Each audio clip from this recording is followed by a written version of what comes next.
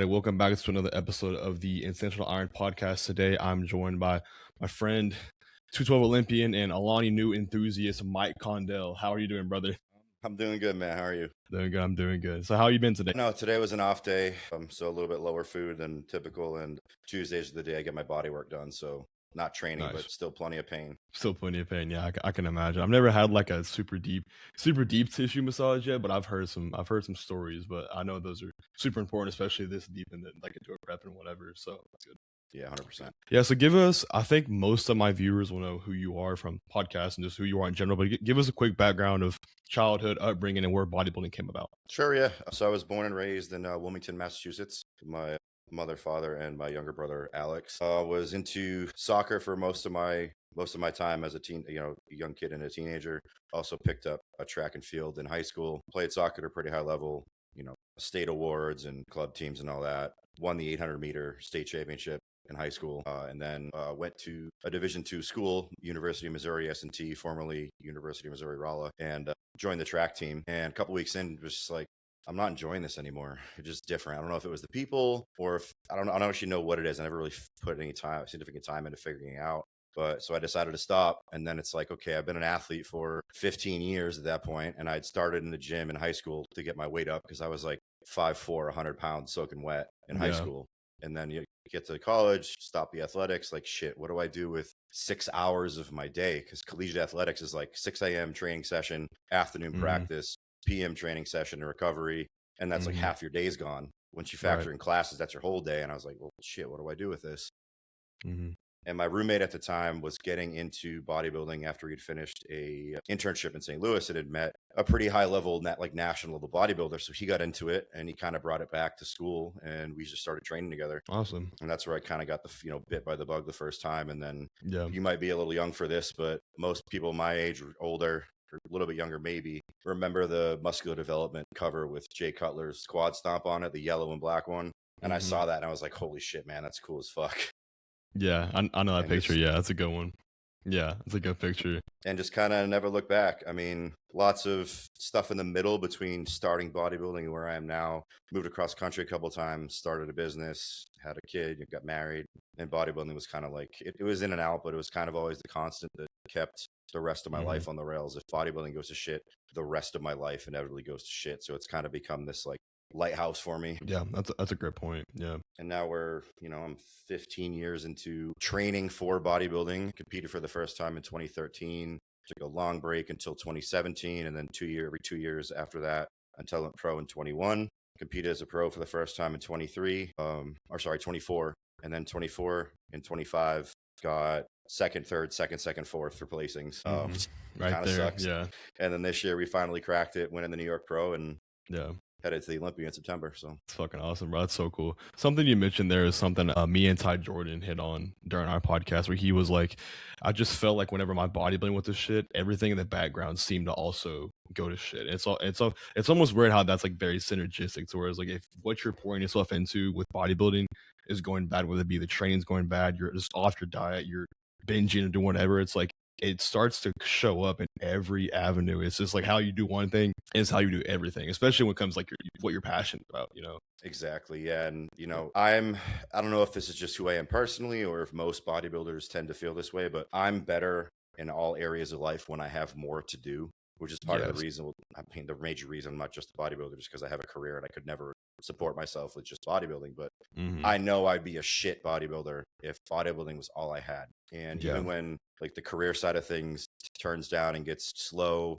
or like during the summer when there's like less to do with my son, with my wife, whatever, that gets harder. I'm better when I have more things to do. I'm better under pressure. I'm better with a task list. I'm better with my time being squeezed than I am with idle time. So that's a great point. I think that a lot of guys getting into the sport will think like, oh, it would be such a good life to just eat and sleep and do all this shit. But like there was a week during a few months ago, I went down to Dallas because my previous coach was Justin Abbott. You just like did a podcast or maybe whatever. But I went down to Dallas and I went to his apartment. I hung out for like a week. And I just did like just the bodybuilding thing. I just ate, slept, and trained. I was like, sounds really cool in my head, but like I'm kind of bored. Like I have nothing to do. So like Yeah. I recently have taken on like a couple of different, I have 2 different jobs outside of my like normal full-time job. And I feel like whenever you are able to fill like that time with other things that aren't just bodybuilding centered, when you come back to it, like a reference or a idea I've kind of drawn myself as, like, if you're doing drugs or like caffeine and you quit doing it for a little bit, when you come back to it, it hits a lot better. You're Yeah. more in tune with it. It hits. So when you come back to bodybuilding, if you have like a job or something you can like pull yourself away from, when you come back to it, you can give like all you have to, in my opinion. So that's just something I recently learned. It's like, I thought that the more I put into bodybuilding, the better to be, but it's like pull yourself away from it here and there, and maybe you can get even more into bodybuilding when you come back. So it's cool to learn that. No, that's an important point, especially with the kind of the newest generation coming into the sport, who are, largely, at least as far as I can tell, weren't really athletes prior. Yeah. Didn't build up like Yeah. the work ethic that was built in, like, in youth sports and high school sports, even college athletics. Yeah. They all think that, like, you just come in, eat, train, sleep, take your gear, and you grow to become an Olympian. But putting all your eggs in that basket when you have nothing else behind you, no career, no family, nothing at all alongside bodybuilding, like, that's a lonely ass road, man. And I promise you don't want to be the guy getting off stage with like nobody around you to congratulate you or to console you, whatever the result was. And I think people forget, like, this sport is immensely dependent on genetics, and you have no idea where your ceiling is for this. You might be capped out 5 years in because you just can't progress any further, or you could bodybuild to your 45 and be a multiple time Olympian, but you have no idea where that is right now. And additionally, like, there's life after bodybuilding. If you compete till you're 40, you still have an entire second half of your life to do after this, right? Like, it's I can admire the kind of all in, I'm gonna do this, fuck everything mentality. But unless you're one of the lucky few, man, like, that usually doesn't pan out. Yeah, you got to find like the midline of being like that obsessive mindset, but like be reasonable. Like you need to have either a career outside of this, or you need to have some sort of adjacent career within bodybuilding that you can leverage off of, or whether it be coaching, your own store, your own gym, whatever, to where it's not just solely bodybuilding. Because like you said, unless you're like the Nick Walkers of the world, you're not going to make a lot of money from just bodybuilding. I think we all kind of know that. But a lot of people will like hate on, like, there's no money in bodybuilding, and I think that there's merit to that from the competing side. But I think that when you look at all of the like adjacent things that you can make bodybuilding money from bodybuilding from, there's a lot of fucking money. Now, if There's you're money there. It's just at a different place now, right? So it used to be that if you performed well, you got big contracts, and having you as an athlete for this business brought business in. Now, as you know, it's all influencers. You don't need to even have half a physique to sell product, and that's all they're focused on, is selling product, right? So you can be, what these 140-pound influencer types with a great following, great personality, clickbait content, and make hundreds of thousands or millions of dollars, where some of the top guys, even at the Olympia, aren't supporting themselves just with bodybuilding, right? So it's the bodybuilding success thing. I'm not going to call it a pipe dream, but the odds are very small, and I would not bet on it playing in your favor. Yeah, unless you're Anton, I think that the chances of you making money just off of strictly your right, but he's already an Olympian at 22. Like, he's set. He knows what he should be doing with his life, right? Exactly. And the other side of it too is, like, think about what bodybuilding is. It's 5-6 meals a day, an hour and a half to 2 hours of training. Maybe you got some extra time for your cardio, but do the math, right? It's not even close to a majority of the time you're awake. Yeah, gotta have something else. Gotta have something else. And like I kind of already mentioned, I've just from the past couple months of having like a couple different jobs, like when you come back to bodybuilding, it just feels fresh again. It feels like you can give your all to it, because you're not just thinking about it 24/7, and like it's like your bodybuilding mental receptors are like down regulated because that's all you think about all the time. So where if you had like a different job, it's like, or a different hobby or whatever, be it reading, something outside of bodybuilding, just do something else. But when it comes to training, I know that's like your forte. So when did that become like such a passion for you and such a thing that you like loved or whatever? Well, I mean, so I've always enjoyed training, with training not being just in the gym, but like, I became the athlete I was because I was willing to work hard and practice, and, objectively, subjectively, however you want to look at it, working harder than the people around me to get where I wanted to go. And it just so happens that when the athletic portion of the training fell out, I just happened to find bodybuilding, and I've always loved training. My methods and the way I train has changed significantly from when I was just starting to now. But if you don't love training to some degree, like this is going to be a bitch, right? Like to dread going Yeah. in the gym and getting your workout in, like that's going to be a tough one to swallow. Yeah. And the way, the way things are now, and I credit him for it, he probably thinks I'm ridiculous for doing it, but I've mentioned it in several podcasts now. The major change to how I train happened just after I went pro. I went pro in Orlando at Nationals, had the opportunity to stay down here in the area with, became friends with Justin Jacoby, who coaches me now, because we both won our pro cards at the same show. So I spent about a week down here and got to train with Nick Loff, who is, in my opinion, top two, maybe potentially even top like single best people to work with if you need help with training.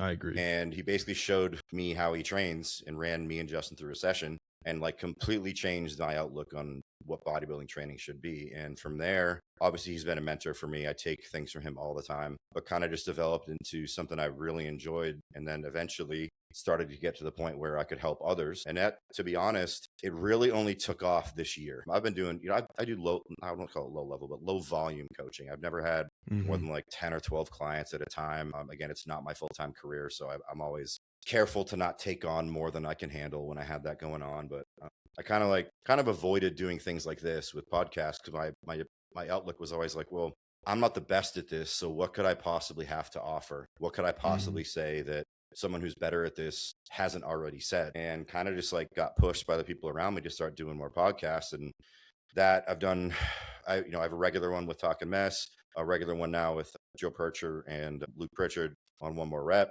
And then that snowballed into being invited to ones like this and a few others. And that, I guess, visibility in the last 2 or 3 months has almost tripled my client load.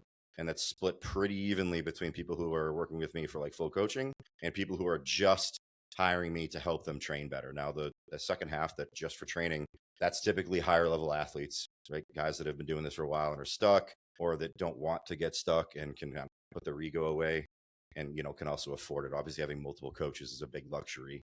So I fully understand that, but it's really taken off recently. And I mean, I love it all, but because I like training so much, helping others train just kind of speaks to me a little bit. Yeah, for sure.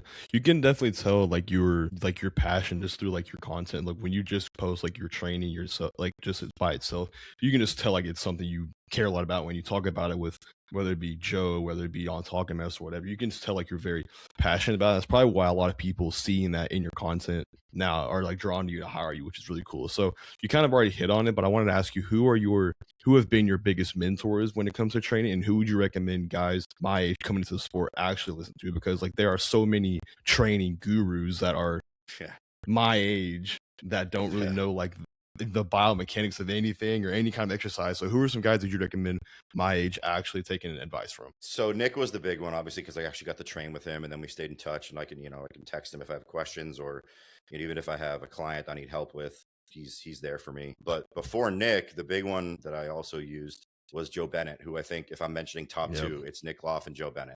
That's who I was thinking about. Yeah, that's crazy. Joe does a fantastic job of taking very complex concepts and bringing them down here so that you can understand them without all like the 12 syllable biomechanic lingo that, not no disrespect, but that the kids your age who call themselves gurus are throwing around just to make it seem like they know what they're talking about.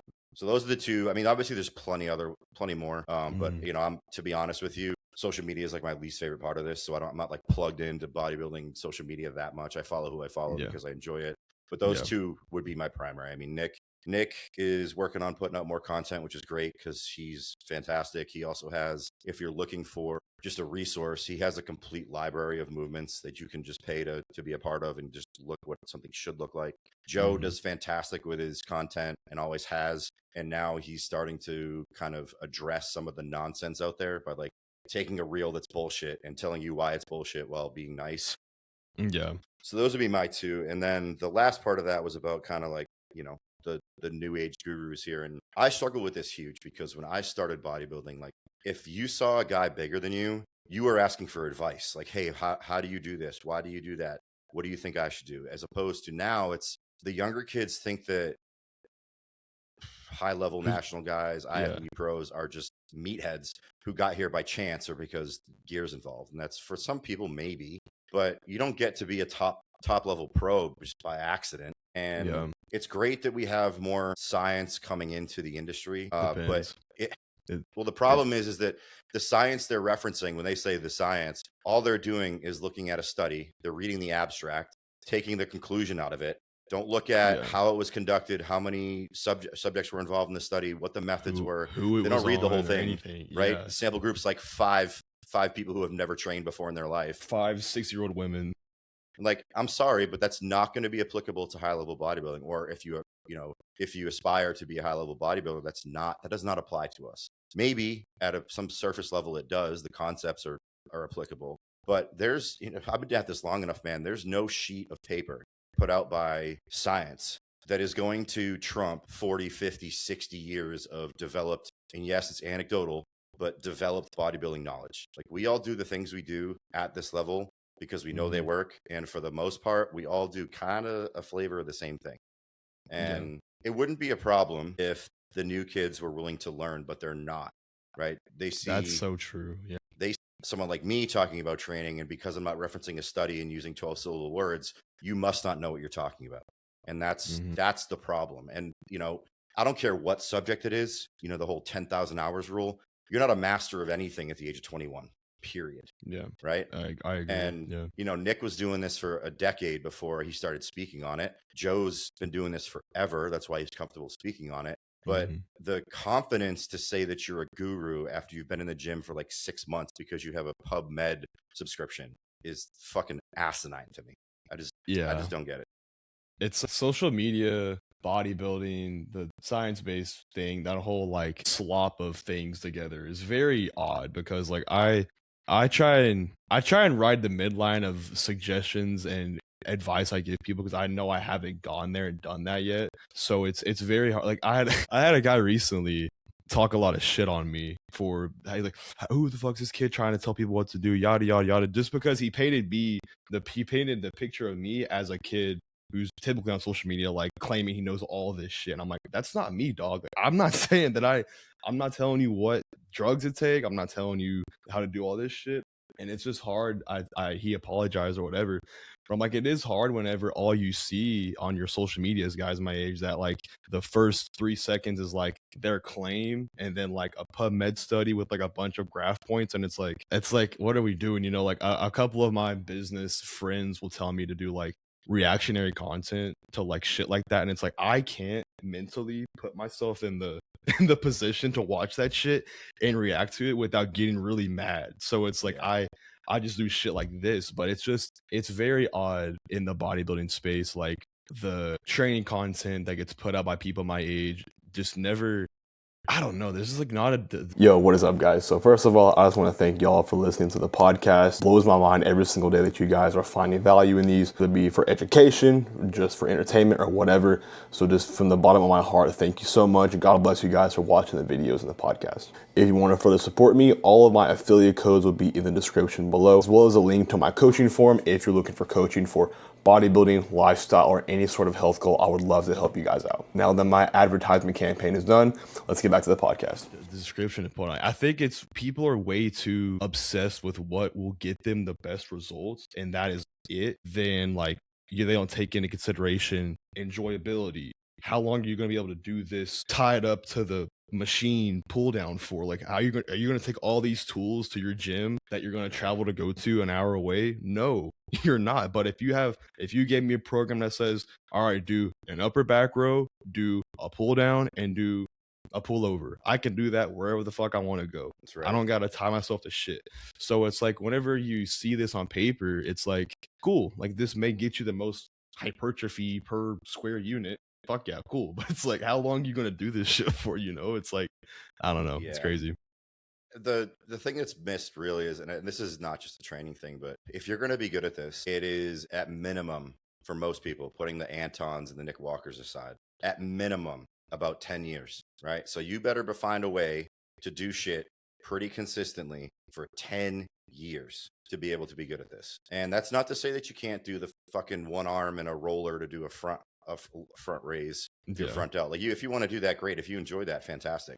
But what you said about adherence and enjoyability and the runway to just have the space to do this long enough to see results is probably the biggest missed factor in all of this, especially with the young kids, because those people that I mentioned that we're kind of putting out of this sample, the Antons, the Nicks, they're exceptions, right? So, but they're visible and they're the most visible. So young people coming into this think, well, shit, I can do that. And then it's right to like the hardest core, most I can do, like rushing the process, right? And I think that's where we're going to see the most trouble. And again, this is mostly not a training conversation, but you're not going to be good at this if you are glued to any other ideology besides what is best for me and my progress. Because let's bring it back to training. I can give you a training plan. The way I train, it'll look very similar to the way I train. And the reason it looks similar to the way I train is because I've seen a lot of people, the majority of people, do very well with this. Not only that, but the way I train requires getting to failure. That's a skill. Got to develop, do the hard shit, get good at it. And, even at 15 years deep for me training this, like in bodybuilding, I'm still developing the skill of getting closer and closer and closer and closer to true failure. That takes a long ass time, man.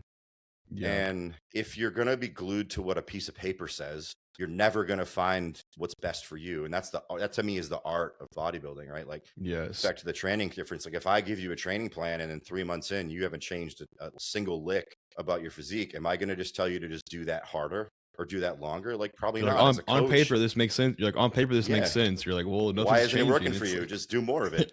Yeah, exactly. But as a coach, I'm going to look at that and say, okay, what I've given him is not working. So we need to find something else that does work. And that something else may be a different thing 2 years, 5 years, 10 years, 15 years into your journey. But that's the art of this. And the other part about the whole science-based shit is like every time a new study comes out, it's like, oh, drop this one, pick this one up. This one's the Bible now. Every couple months. Right? Like, yeah, exactly. And you have to understand, like with training too, like what I'm coming to learn is like there does not need to be changes made all like for a long time. Like there's a lot of the good guys I listen to are like, I haven't changed my training program for 6 years. I've just done the same shit. And it's like, I think there's merit to changing stuff that maybe you stall out on or whatever. But like, I think that the making change for just the sake of making change is why a lot of guys don't make a lot of progress with their 100%. My most successful clients, actually, we can talk about a specific instance. I had a master's guy come to me for training. He ran the same exact split that I gave him for 12 straight months. Just got better and better at execution, closer and closer to true failure. By the end of those 12 months, he went from pretty peeled for getting off stage to up 70 pounds with still having detail in glutes. So like probably out of that 70, probably 55 of it, 50 of it was tissue. That's fucking crazy. Insane, right? But that's the power of like getting someone to help you and unlock a piece of the equation that you haven't unlocked yet. And that's where dropping the ego comes in. It's like, we all think we know how to train, especially the guys who've been doing this for a while. And it's no disrespect to anybody that, that might think I'm talking about you, because I'm not talking about anybody specifically, but everybody thinks they know how to train. And you've seen it. Thankfully, I've seen this a lot on social media lately, the posts about like, you think you know how to train until you train with somebody who truly trains intensely. That is the value of the service I provide for, coaching training. It's the same thing as a general coach for bodybuilding. Like, you think you know what you're doing until you hire somebody that actually knows what the fuck they're doing.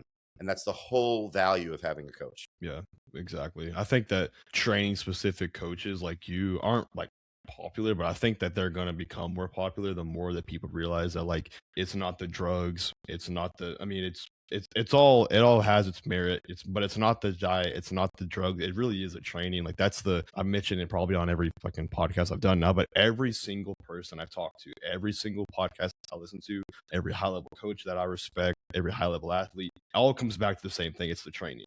I'm not saying they all say that, but like 95% of them say that. So I think that just honing in on that, and that's like the one thing that you can really have like a direct control over, more so than like the drugs and the nutrition, because like there are certain, be it like the way your body metabolizes certain drugs, the way your body processes certain foods, you don't really have control of that. But I do have control of the exercises I do, the long-term adherence I have to my plan, the way I execute it, the way I do whatever. So it's like you have a lot more control of that, and it's fucking fun to like care about your training, you know what I mean? So I was like you said earlier, like I would hate to walk into the gym and like dread going. Like, that shit would be 100%. that would be terrible. But like another question I had was like a big thing that is discussed within like my age bracket for training is like volume and all that kind of shit, like overworking, fatigue, fucking whatever. So like the question I had was, should volume even be discussed or geeked out at any capacity if the execution and the intensity fall short? Great question. I don't like to answer in absolutes, but if you ask me a one word answer, I'd say no. But the more in-depth answer, and this is, I don't see this talked about enough, is that intensity, frequency, and volume are all equated. They're all related to each other, right? You can't really discuss one without the other. Execution, different, right? Execution says, where is the stimulus going? You can do fucking 1,000 sets of lat pull downs, but if you can't target your lat's not going to grow, period. Right. So let's put execution aside, because I mean, that's one of the big things you get from working with me is that I'm going to hound you every single week, every single time you send me a video for a lat pull down or whatever it is. I'm going to cue you until it's 100% or as close to 100% as we can get with me looking on a video on WhatsApp. Right. But when you talk about intensity, volume, and frequency, again, they're related. And the obsession over low volume confuses the hell out of me, because the number one argument that I hear made about ultra low volume is that there's diminishing returns to 2 sets, to 3 sets, to 4 sets. That is true. You're going to get the most you're going to get out of a movement on the first set for the muscle group, right? That is a fact. Yeah. But a diminishing return is still a return, right? Exactly. So if I got if we say it's 100% is the most I can get, which I'll never get out of any workout. If the first set gets me 50, am I not going to do the second set because it only gets me an additional 25? Or am I not going to do the third set because it only gets me an extra 10? Fuck no, because now I've gone from 1 set getting me 50 to 3 sets getting me 85, right? Throw that idea straight out the window. Like, if so long as you can recover from it, you should do, for the most part, as much as you can recover from. And there's some nuance in there to hitting like minimum baseline volume at periods where you're not full of food or progressing food on gear, resting well, whatever. It kind of depends on like that recovery bucket you have. Right. Like, and everyone's recovery bucket is different. This is why Ronnie was such a fucking animal, because Ronnie could recover from anything he did. It did not matter. He's training twice a day with loads that most humans couldn't even like look at, but he always recovered. So if you take recovery out of the picture, then you do as much as you possibly can, but we all have to recover. So the idea of like only doing a set or 2 sets, and then, you know, maybe you, because you want to worry about fatigue, you only do 4 to 5 movements a day, you only train 4 days a week. If that's all you can recover from, cool. I don't have no disagreements with you. I can tell you for kind of a fact, if that's all you can recover from is like 8 to 10 sets a day, 4 days a week, you're going to be a shit bodybuilder, and this probably isn't for you. Yeah, but that's true. None of these kids have spent any time figuring out what it is they can recover from. And I don't know how they're measuring fatigue, because I have never once in my career overtrained myself, ever. And maybe this is a product of most of them being natty, I don't know. But even with my natural clients, I've never overtrained a natural client, because it doesn't just like, oh, I got out of the gym, I do too much, I'm overtrained. Like, no, that's progressive. And you'll start to feel it. You'll maybe be a little more tired. Things might be sore longer than usual. Your sleep might suffer. You might be lethargic, whatever. But it doesn't come immediately. And let's say you do get there. You do get overtrained. A couple of days off of the gym and you're right back where you should be. And now, depending on what you were doing, now you know where the ceiling is for you based on everything else in the equation, the food, if gears in, your sleep, supplementation, whatever. Now you know where that ceiling is. That's a very important piece of data. That changes, though, like I said, with what's going on in your environment. So for me personally, and when I coach people, when I'm starting a client off or when I'm returning to baseline as like, you know, I'm in a cruise phase and a health phase, minimum volume for me, 2 sets per movement, 5 to 7 movements a day, 5 days a week for the most part. That's the baseline. And I haven't found anybody, not a single person, who cannot recover from it. What I have found is that, especially for not even just younger, but people who are earlier on in their training journey, don't have the skill of getting as close to failure as others, as me. 2 sets probably isn't enough. And this is where the idea of relating frequency, volume, and intensity comes in. You could be 100% intense of what you're capable of. If you're 2 years into this, your 100% intensity is nowhere near my 100% intensity. So my 2 sets are always going to produce more than your 2 sets. So what do you do about that? Well, you could train the muscle more often. There's your frequency, as long as it fits in your split and it addresses your physique needs, or you do more volume, whether it's daily volume or total weekly volume. All those things are related. So even if you're somebody who doesn't train to failure, right? We see a lot of the top guys that, are training more on a volume approach, pumpy stuff, not actually reaching failure, no super heavy loads. One, I just want to tell you, don't listen to them. Don't not listen to them, but don't take what they're doing as fact, because those guys could do anything and grow, right? Yeah. But if you dial it back to just an average, let's say a decent amateur, it's possible to grow just fine doing 80 sets a week compared to 30 sets a week. I don't know what the made up numbers, right? Yeah.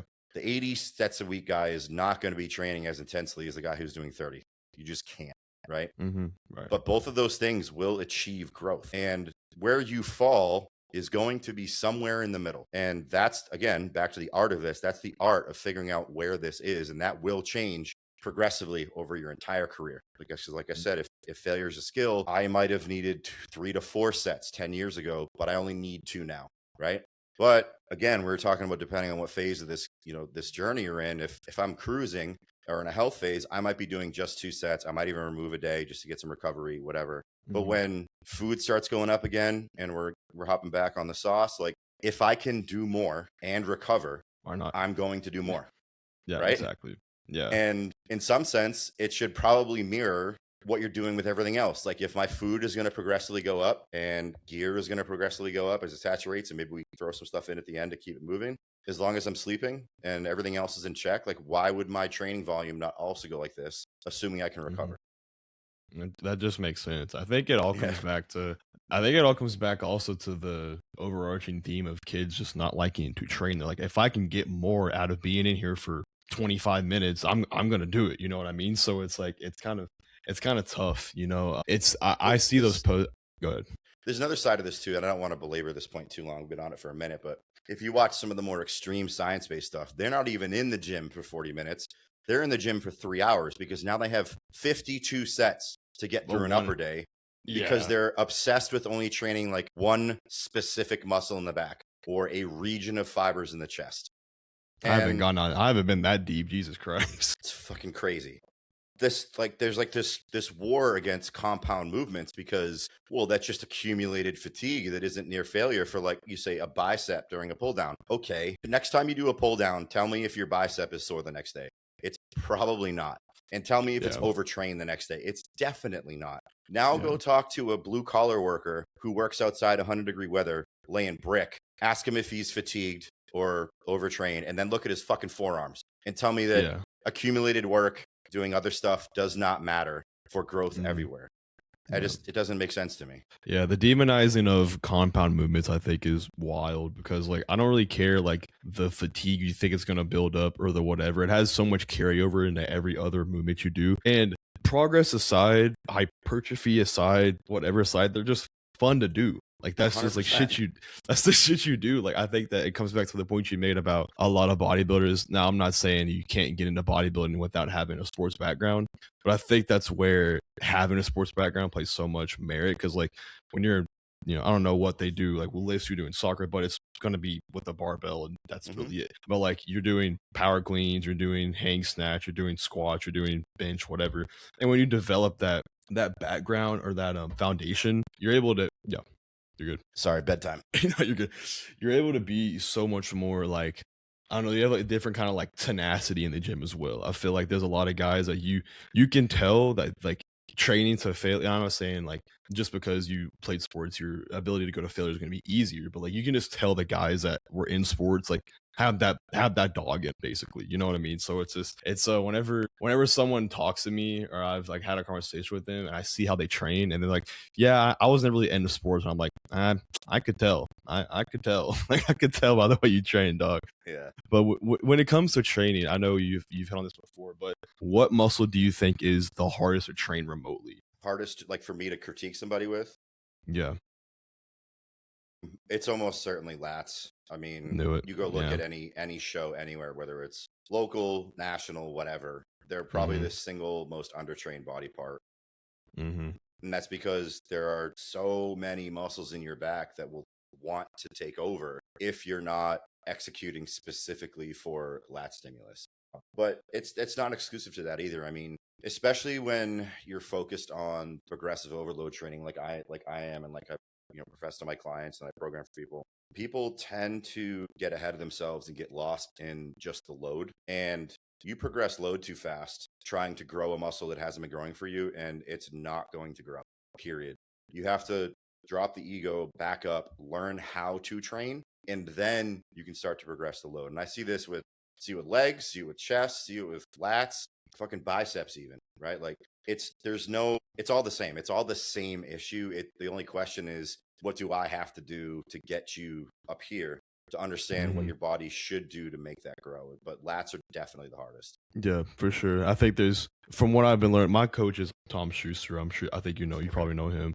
And he's helped me with so much on my like back training. And there's just so many like technical things when it comes to like, especially just anything with back training, like whether it be torso positioning, elbow drive, whatever, like shoulder depression or elevation or not, there's so many things that go into back training that are it's just crazy. And I think that something I always try and I ask myself with kind of, I don't want to go back on the science-based lifter individual, but like, just if you're thinking about like all these random things of your volume and keeping a couple reps in reserve and tying yourself up to the machine, how are you mentally in the set enough to execute it correctly? If you're thinking about, but I need to keep 3 reps, I need to keep 3 reps in reserve here, or I'm gonna die, because like whenever I send him training info or videos or whatever, I'm sure you do the same for your clients. You give them like specific cues on like I just said, elbow drive, positioning, whatever. And that is all I'm thinking about in my set. So like, I don't think guys would have the mental capability to like think about all of these different things at once, especially if you're new to it. Cause like when you're just learning a movement, Tom hits me with like 3 or 4 new cues or whatever. And I'm like, that's all I'm thinking about in this cable lat row. Like that's like the one, for example, I'm thinking about. Like last week he told me to, what was it? Like keep my back foot like positioned below me and like create like forward friction with my front foot, and keep like your arm braced on the bench really hard and all that kind of stuff. So if you're thinking about those 3 different things at once, there's no way in hell you're going to be also being able to keep these reps in reserve. Like, I just don't think you can do all that at once, Yeah. I mean, that's probably a fact. I don't want to say anything's a pure fact, but it's probably a fact. And that's, again, part of the value of having a coach is like, there's no more thinking aside from doing what I tell you and making sure that you're doing what I told you. There's no thinking about like, hey, did I do this right? Do I need to change something next week? Do I need to figure this out? Should I eat 200 grams of rice or 300 grams of rice? Should I do 20 minutes or 30 minutes cardio? Like, that is the value of coaching. And like, even as an Olympian, right? I still have a coach that handles things for me. I shut my brain off and I do what's written in WhatsApp. And as long as I've been training, I still use Nick as a reference for like, hey, I'm seeing or experiencing this. What do you think? Or like, hey, I need to bring this body part up. What do you think about this split? This all comes back to ego. Like, I've been doing this longer than most of you listening, most likely. And I'm still asking questions. And in some sense, like, not only does that make you a good athlete, but it's, I think, necessary if you're going to be a good coach. One of the reasons I love Jacoby is like, if we have a problem that's out of his depth, he has no issue being like, hey, shoot this person a text, or hey, I'll talk to so-and-so, or like, I don't know, we need to figure this out. That learning should not be only, first of all, it needs to at least be on one side of the equation, but it should be on both. And the sooner you can drop the idea that you know everything or that you got it figured out, the sooner your progress is going to take off in the right direction. That's a really good point. I think a lot of guys coming up in the sport just kind of want to like act like they know everything and just drop, like, it comes to same thing with lifting. It's like, just drop the ego. It's like, it is okay to say you don't know something. Like, I think that's something that people have said about John Meadows, that he was like, I'm okay with saying I don't know. It's fine if I don't know, because like, you're not going to know everything. And I think it's a weird idea to think of being like 21 or 22 and thinking it's okay to say you know everything. It's like, yeah, you're done. Sure. You've been doing this for like like 2 or 3 years or whatever. So it's like, it's just odd. It's like people respect you a lot more, I feel like, when you are able to admit that you don't know, and they like want to help you. If you're the kind of person that comes across as like, I know everything, I don't need your help, the person that is across the room for you that does know isn't going to want to help you because you're coming off as like a douchebag. You know what I mean? So it's just, No, but I wouldn't want to, as an athlete, I don't want to work with anybody that thinks they know everything either. yeah. I know quite a few people in this industry now, and I know who I would go to for a specific issue or problem. That doesn't mean I would go to them for everything, but I know who to go to because I know who knows what best for the most part. And any coach, it doesn't matter it doesn't matter what they're in, what sport, what side of bodybuilding, whatever, that says they know everything they need to know to take you from A to B, probably not, right? Like, keep that in mind. That's a sales gimmick. And that's part of why the social media outlook right now frustrates you so much, is like the only thing people seem to be attracted to is the matter of fact content.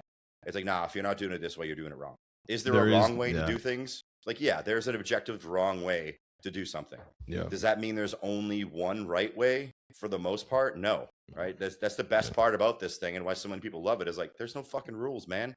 Yeah, you don't have to do X, Y, or Z. You can go do A, B, and C. Yeah, that's the cool thing about bodybuilding. It's like you're given this thing, you're given this like blueprint from God on how you assimilate different proteins, the way you metabolize drugs, the way your body grows, all of these different facets. And it's like, why would you want to just like rabbit hole, or not rabbit hole, but like cave yourself into this one answer? You know, it's kind of like I talked about earlier, is like guys getting into it now just want like this one answer, that this is the one thing missing from your training block, and this is the one thing missing from whatever. And that's why that content gets so many views on, like you said, where it's like, if you're not doing this, you're wrong. And it's like there's nothing in bodybuilding that's like, I mean, it's wrong, yes, but like there's nothing that is like the set, fast, and hard rule. You know, it's just, that's the cool part of it. That is the cool part of it. But when it comes to like training sessions in general, I know this is kind of like a very person dependent, muscle dependent answer, but are you more of a fan of starting with like isolation work, or are you more of a fan of starting with like compound work? I know I see a lot of conflicting ideas behind this, but what's your general approach to like training session like breakdown? I think it depends on what you're training. First of all, if you have a problematic body part, it should almost certainly be like the first actual working set you do.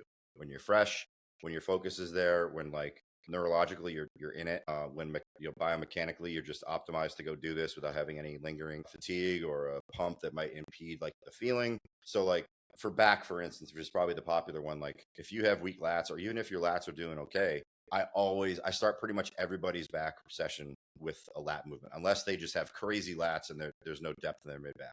And then I'll go on to something for upper middle back, and then we'll come back to lats, and then we'll go to upper middle back, and then we'll come back to lats. When you talk about like push movements, if you got a weak chest, which, a lot of people have a stronger front delts and they do a strong chest, like you should probably be finding a movement to do first in your push on your push day or your chest day that really lets you focus in on getting your chest to work. And just like lats, that can be a lot of execution related, or it can just be the fact that, I started with delts and now I can't feel fucking anything my chest does, and I feel like the front delts are taking over everything, right? Like there's a lot of different reasons why you might arrange a training day in a certain way, but it should almost always be oriented by what is the priority for this session. And it's really, I mean, again, it's hard to provide like the yes or no answer, but that's really it, is like, what is the priority today? Yeah. Right. Yeah. So if my priority for, I don't know, let's say I'm trying to train, I need better lateral delts. I'm not going to go into the gym and start with like a shoulder press. I'm going to go in and start with lateral delts, right? It's really that simple. And that is one of the more basic things about setting up training for somebody, is just looking at their physique and saying, okay, what do you need? The intricate part of it comes back to that volume, frequency, intensity conversation of, okay, well, I can't have you have a weak back. I can't have you train your entire back 3 times a week. I can probably have you train it twice, but then if you got weak lats, like maybe we can sneak some lats into a session in the middle, and maybe I can prevent you being sore or fatigued by putting those extra sets at the end of your workout, and maybe I can reduce that further by making sure you're not doing a bunch of stretched position movements, like a pull down versus a row. So lots of ways to get around it, but it has to be guided by what your priority is based on your physique. If you're a bodybuilder, largely based on what you look like last time on stage or what your most recent check-in photos look like. And then the more complex stuff is, kind of why I have a job doing this for people.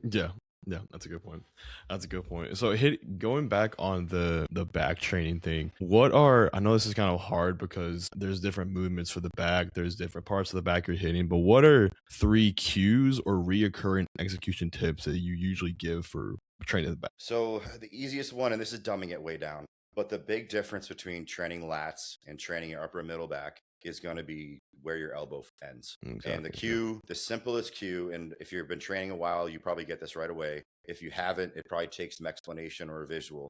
But the cue for lats is almost always elbow down, right? Even in a row, my goal is to get my elbow as low as possible. How do I get my elbow as low as possible? Well, my shoulder has to be down too, right? For upper middle back, it's almost always get your elbow as far fucking behind you as possible in the contraction and as far out in front of you in the stretch. That's like the basics of back training, right? And part of why the conversation about training frustrates you so much is like, this aversion to compounds and these 52 set upper days. And like, do you really think you're going to isolate any of the muscle groups between your shoulder blades? Upper traps, lower traps, rhomboids, teres. Do you think any of that is getting isolated with any movement? Like, no, your body's designed to work as a system, right? And if you want to isolate something, not only does it have to be in an advantageous position, but it's also not something that mechanically your body really wants to do to begin with. So you really have to train it. But like, you're not going to isolate your lower traps in a row, period. So like, why can't we just row to grow everything between the shoulder blades? I want it to all grow. I want all of it to grow. You know what I mean? But the reason that works too is because your upper and middle back, for the most part, is performing a different function than your lats are performing. And this is where I think sometimes people go off the deep end of looking too deep into muscle function. It's like, yes, the lat does a few things, and like, yeah, you could go train like specific functions of the lat, but dumb it down and just be like, do the same overarching movement, elbow up, elbow down, in a few different angles in a training session. And I guarantee if you're executing correctly, your lats are going to be fried. Same thing for upper back. If you can get your elbows way out in front of you and then past your center line at a few different angles, I guarantee your middle back and upper back's going to be toast too. So is it valuable to know like what a muscle actually does biomechanically? It can be. I think it's been taken too far though. And now we're caught up in the jargon and training a function, like of a muscle versus just training the muscle. Because I do not believe they're the same thing. I really don't. Like, if you're going to tell me like, well, yeah, your bicep does this, but it can also do this. Is anyone doing this to train their bicep? Fuck no. No. Absolutely not. Yeah, your biceps, one of your bicep heads stabilizes your shoulder, but you're not doing shit with your shoulder to train your bicep. So like, it's been taken too far.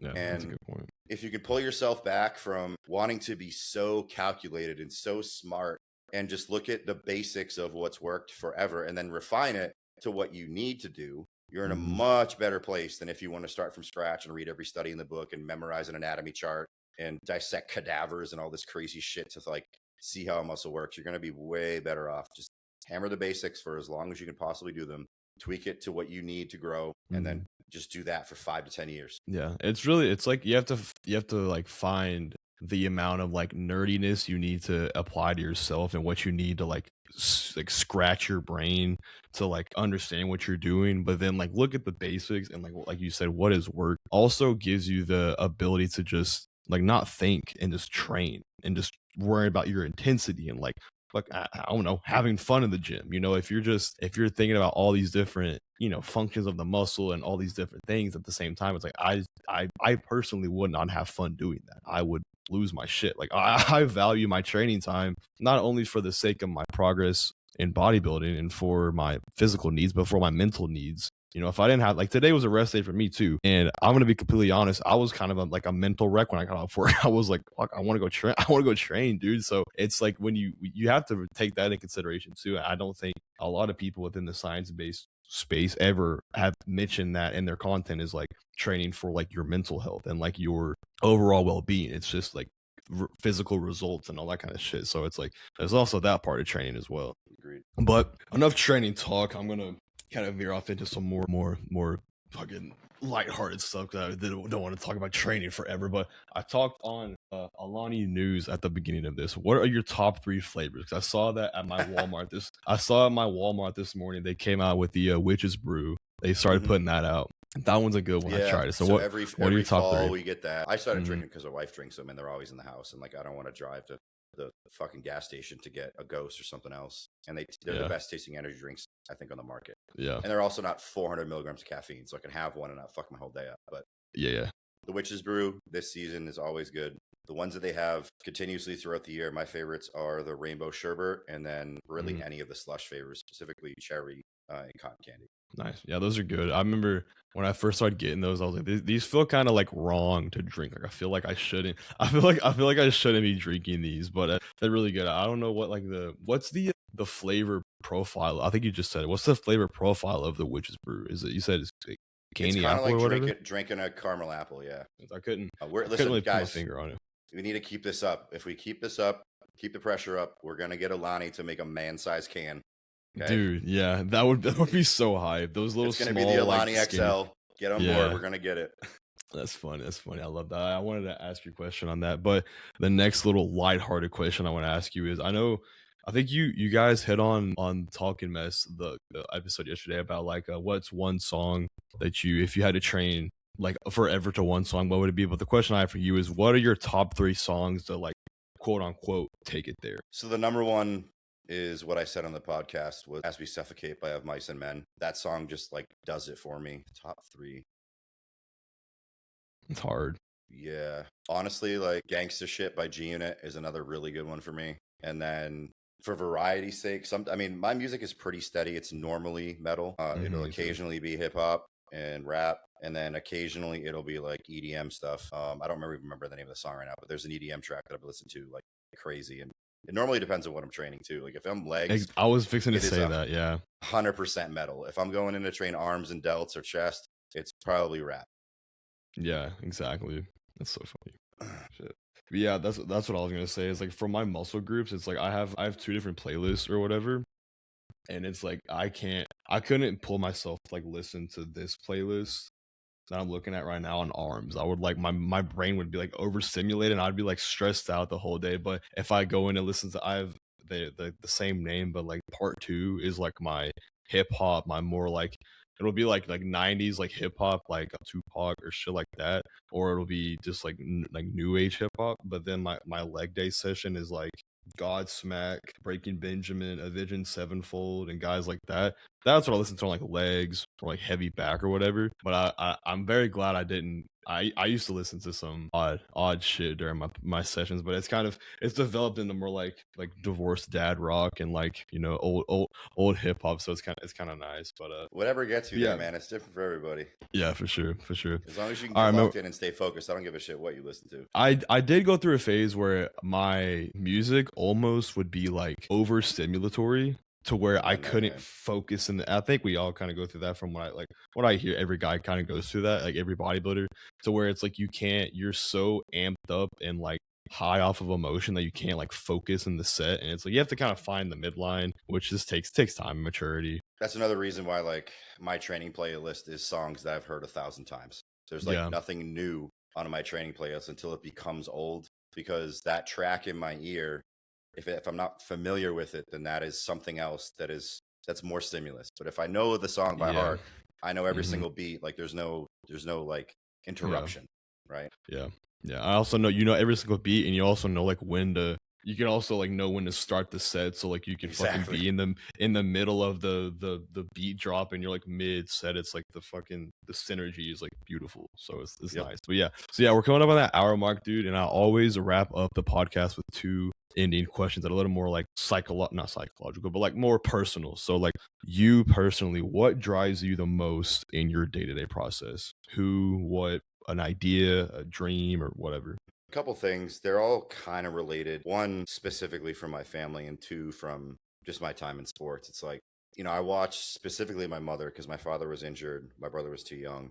Watched my mother work herself to the bone to give us everything we had my entire life. And she gave us a good life, even though it was stretched. And she passed away 2 years ago, almost 2 years ago. It'll be 2 years in November. And part of me is like, even though she wasn't like the bodybuilding mom, like it wasn't like she wasn't like Nick Walker's mom, like following me around to shows and like sitting front row. But part of me is like was always really upset that she never got to see me win as a pro. But more importantly, like to not give everything I have to the people and things I care about would be a massive disgrace to her legacy and what she did for us and everybody else around her. She was, you've heard the quote, like, I'm not, I don't have people, I'm the person people have. Like that was her. And in a large sense, it's kind of become me too. And I would just be disgracing her memory to not be giving everything I have if I possibly can. And then the second part related, and it's Some of it comes from track. Steve Prefontaine, I forget the exact quote. To give anything but your best is sacrifice the gift, I think it is. But not more eloquently, but more recently, you've probably seen it going around on social media. It's like the idea that somebody has the same time and resources as you, but is able to do more with it than you are. The idea of that like offends me, right? It's like, well, if he can do that, why the fuck can't I do that? And in some sense, like if you look back at me, like you said, when I was in high school, when I was 5'3", 5'4", 110 pounds, you'd never say that guy's going to be a pro bodybuilder, right? Like, but I am. I made it, and it was just persistence in doing it for as long as I could, as hard as I could. Granted, some things got in the way, but that was it. And, it's not just bodybuilding either. Like, obviously I have a wife and son, keeping a nice house over their, roof over their heads, nice cars to drive, being able to do fun stuff with them, giving him a life that is hopefully more than incrementally better than the one I had. That's where it all comes down for me. And in some sense, and this is again, no disrespect to anybody who is not living a life like me, but that all provides a lot more meaning to bodybuilding than if I was doing this alone. I think personally, every man, and this isn't to exclude women, I think women should have it too, but as a man, I'm speaking to men, needs something like this. I'm not saying you should go be a bodybuilder, but there should be something in your life that is separate from your career, that's not your family, that gives you an avenue to express yourself, like you said, to be like, therapy, and to exert yourself in a way that ensures you're coming home fucking tired every day, knowing that you've done some shit that's going to matter.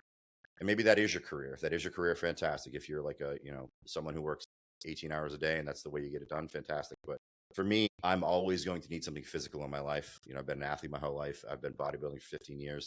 When I'm done with bodybuilding, I know I'm going to have to find something else, which is kind of like one of my fears of like when I'm done with this, like, well, fuck, like what do I replace all this time with? But I think most people need that. And I think that's overlooked a lot. Bodybuilding becomes a lot about like vanity and ego and this. And it's like, maybe it is for some of you, but like some days, this is the shit that keeps me going, right? This is sometimes how I rationalize that it's fucking hard right now, but it's not going to be hard forever. And I can mirror that in my life because I've been there in bodybuilding or the other way around. So that's what it comes down to for me. Yeah, all the lessons that I've mentioned this on here before, but all the lessons that bodybuilding teaches you on those sorts of things of like you just said, it may be hard now, but it won't be hard forever. Just doing something hard every single day. Not that, the training has to like kill you every single day or Right. whatever, but like you did something physically exerting for the day. All of those little lessons and all those little traits and habits and the development of a person and of a man that bodybuilding does for you will forever outweigh any vein you get, any muscle you build, any trophy you get, any pro card you get. It's just like the development of, like I hit on this with Gabe Rocha and Ty Jordan both, is that like it's like the stoicism philosophical bodybuilding like synergy is all really cool. It's like this cool like bubble of things that all kind of just like wrap around themselves together. It's pretty cool. So I like that you made that point. And then my second question, you kind of already hit on this a little bit with like living up to the way your mom did for you guys and like providing, but how do you want to be remembered when your time is gone as a person and as a bodybuilder? So in one sense, they're kind of the same for me. Like, and this is playing off that point you just made about like, it's really at the end of the day, unless you're one of the pure elite, like it's probably not about winning, right? Like the bodybuilding is the one sport where you're going to lose more than you win, like for 95% of people, right? I want to be remembered as the guy that just did the fucking work.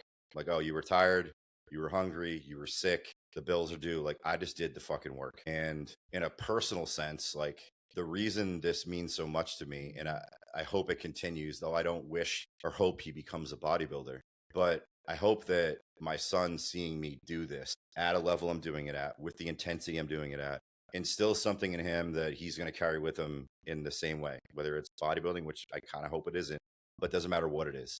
Like I hope that this is becoming something for him, just being able to witness it. I know it is in part already, because like he'll sit down for dinner and we'll ask him what he wants, and he'll be like, I want steak and rice. How many 8-year-olds are asking for steak and rice? Not many. So I know there's already some positives, but that's, it's a very specific and kind of inconsequential instance or example. But I think that's probably it. I mean, in some other sense, back to the point about, honoring my mother's legacy and kind of being that person myself, is like, I like to be known as like the guy that you call when you need something, right? And there's a lot of responsibility that comes with that. But as somebody who saw people fall short for me and my family when some of these things happen, like I take a lot of pride in that. And to kind of playing off your point of like the lessons bodybuilding teaches you, like your entire bodybuilding journey, whether you're successful on stage or not, the biggest takeaway you're going to get from it is the discipline and the building of your capacity to do more work. And that's one of the things I look for in a client, not just like, did they build more muscle or did they get leaner? It's like, are you able to do more, and not just bodybuilding? I mean, are you able to do more in life now than you could 6 months ago? And it's a very important skill for bodybuilding because this doesn't get more simple or easier. But in life, like if you can reflect the lessons from bodybuilding into your life, like there's fucking nothing you can't do, man. Like on paper, a bodybuilder would make a fucking fantastic entrepreneur. Like you're just doing the same shit for 5 years straight until it works.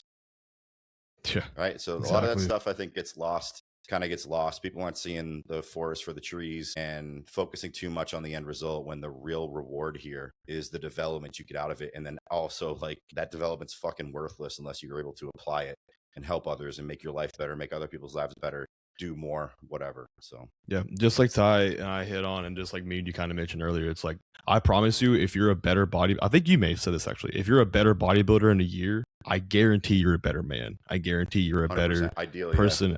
Yeah, so it's just it all kind of plays a part, man. But I think that like we've already hit on, the development you get as a man from bodybuilding is like the biggest thing from all of this. But man, I appreciate your time today. I know you're like 5.5 weeks out. Yes, sir. That's crazy. How are you feeling today? Oh man, I mean, I try not to speak too negatively because the mental thing is a thing, but yeah, it's been a long ass year, man. This is my first time doing shows this far apart. I've never done like as an amateur, I've never done the like long stretches of national shows. I've always done a qualifier, a show to try and get my pro card, and then I would call it quits and go back and grow. But I've been prepping since February 1st. Not that all that time has been dieting, right? Because we had some time in the middle between New York and starting the prep for O. We're rebounded, but that's still structured like a prep, right? There's no like foot off the gas. And man, it's a long year, and it's a new kind of respect for the journeymen in the sport that do this consistently to try and get to the O. The biggest example this year would be Patrick doing like 9 fucking shows this year and finally got his ticket. Like it's just a different kind of tired, but we're almost there. It's looking good. We're gonna give our best. Fuck yeah, dude, that's awesome. Hope that it's enough. So yeah, I'm excited to see you on stage, bro. I'm excited to see that shit. So where can people find you at? I'm easy, not on any other social media platform, but Instagram at Mike Condell. My link tree's in there to connect with me on WhatsApp. My email is on there. You could DM me, but that's really it. I keep my circle small. To be honest, I really don't have time for all this other shit. Yeah, that's smart. That's good. Well, I'll have the links to your Instagram in the description of the video. But guys, from Mike Condell, from Maddog and Majin, from the Intentional Iron Podcast, we are out.